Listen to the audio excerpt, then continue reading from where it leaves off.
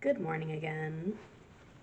Samhain, October 31st, or when the sun reaches 15 degrees of Scorpio. Samhain is not a time to fool around with Ouija boards or to go roaming through cemeteries. Rather, it is a festival that allows us to examine our lives and say goodbye to those projects and people who are no longer with us.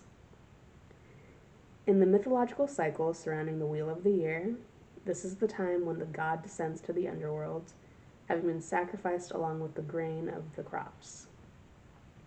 At Samhain, the goddess presents herself as the crone aspect, the veiled lady who gathers the dead to her bosom, she who holds the scythe and the knife. Samhain is a festival that our modern society has truly grasped and brought into the mainstream. Dressing up in costume echoes the folk practice of disguising children so that malicious spirits will assume that they are spirits too and leave them alone while the spirits carry out their mischief. The use of masks or costume in your Samhain ritual can emphasize the idea of identifying with your spiritual or genealogical ancestors, or with a deity figure associated with the Sabbath.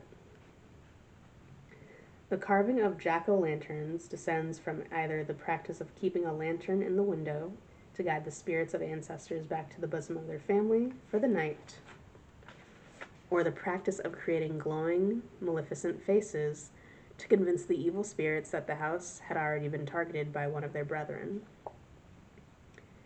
As this Sabbath revolves around ancestors, it is a festival that usually involves much storytelling. As a solitary Wiccan, you may not have an audience for such tales, but lighting a candle and telling stories of your family within a ritual space has great power nonetheless. Some Wiccans perform a dumb supper.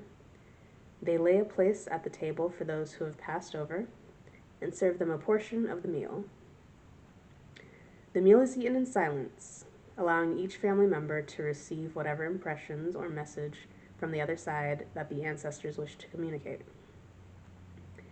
This tradition is easily adapted by the solitary Wiccan to be a meal held within your spiritual space, with a serving set upon the altar for your ancestors and another to be eaten by you in silence. Choose foods enjoyed by your lost ones or foods you identify with them. Do not salt the food. Salt traditionally keeps spirits away.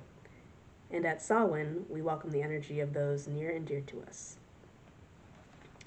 Thank you for taking the time to learn with me today. This is your reminder to go out and be a person, and I hope you have the day you deserve. Bye!